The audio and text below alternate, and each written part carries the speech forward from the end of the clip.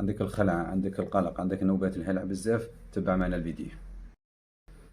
السلام عليكم ومرحبا بكم. اوريغانو ديزا ديال العشاء والتوابل بها. كما عودناكم كل مره نتكلموا على عشبه مفيده. اليوم راح نتكلموا على واحد العشبه مفيده بزاف، تعتبر مضاد اكتئاب قوي، تحد من التوتر، وتعمل على علاج القلق المزمن. والناس اللي تعاني مشكل الخوف وعندهم الرهاب وعندهم الفوبيا وعندهم القلق الزائد بزاف وعندهم الخلعه، خاصه الناس اللي تعاني من الخلعه، هذه العشبة مفيدة بزاف للحد من كل هذه الأعراض. وأيضا تعمل على مفيدة بزاف لصحة القلب والشرايين. أيضا تعمل على ضبط مستوى السكر في الدم، وأيضا خفض مستوى الكوليسترول الضار في الدم، وأيضا تحد من أعراض الدورة الشهرية عند النساء. هذه العشبة هي عشبة العصفر.